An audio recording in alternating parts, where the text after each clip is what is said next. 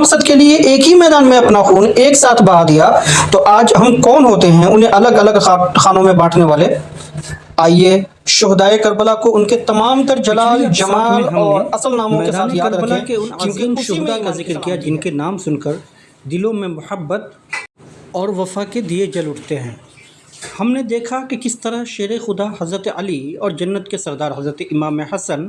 رضی اللہ عنہما کے جگر گوشوں نے، جن کے مبارک نام ابو بکر، عمر اور عثمان تھے، اپنے خون سے وفا کی ایسی داستان لکھی جو رہتی دنیا تک اور قیامت کی صبح تک پڑھی جائے گی۔ ان ناموں نے کربلا کی ریت پر یہ ثابت کیا کہ آل رسول صلی اللہ علیہ وسلم اور اصحاب رسول صلی اللہ علیہ وسلم کے درمیان کیسی لازوال اور انمٹ محبت تھی۔ لیکن ناظرین، محبت، جانثاری اور عقیدت کا یہ روح پرور سفر ابھی یہاں ختم نہیں ہوتا، بلکہ اب یہ اپنے اصل مرکز کی طرف بڑھ رہا ہے۔ تاریخ اسلام کا ایک سنہرا، ابدی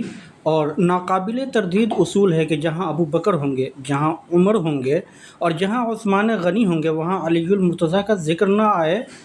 یہ تو کسی صورت ہو ہی نہیں سکتا۔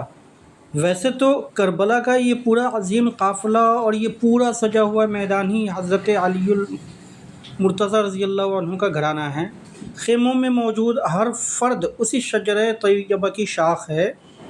لیکن قدرت کا کیسا حسین اور روحانی انتظام ہے کہ آل رسول صلی اللہ علیہ وسلم کے اس مقدس قافلے میں جان قربان کرنے والوں میں صرف ابو بکر، عمر اور عثمان ہی نہیں، بلکہ اس سخت آزمائش والے میدان میں شجاعت کے جوہر دکھانے کے لیے خود علی نام کے شہزادے بھی موجود تھے۔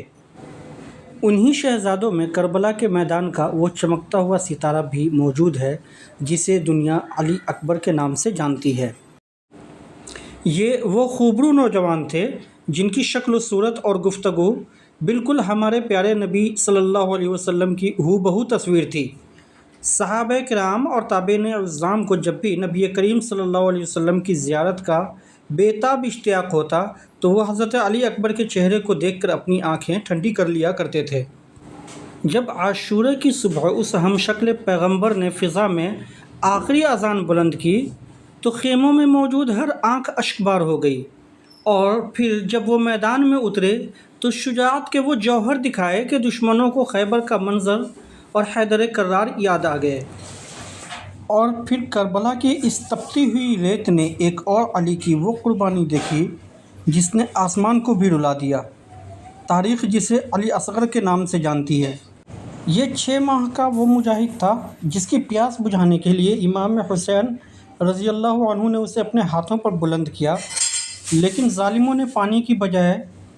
تیر حرملہ سے اس ننھے فرشتے کا گلا چھید دیا۔ سیدنا علی اصغر کی وہ خاموش اور بے گناہ قربانی دراصل یزیدیت کے تابوت میں وہ آخری کیل ثابت ہوئی جس نے باطل کی جڑوں کو ہمیشہ کے لیے کھوکھلا کر دیا۔ محترم ناظرین، کربلا کے ان عظیم شہداء کی تاریخ آج کے دور کے ہر مسلمان کو ایک بہت بڑا سبق دیتی ہے۔ میدان کربلا میں ابو بکر، عمر اور عثمان سے لے کر علی اکبر اور علی اصغر رضوان اللہ علیہم اجمعین تک یہ تمام مبارک نام اور ان کا بہتا ہوا پاکیزہ خون ہمیں پکار کر بتا رہا ہے کہ اہل بیت کے اس مقدس گھرانے کی تعلیمات میں نفرت، بغض یا تقسیم کی کوئی گنجائش نہیں تھی۔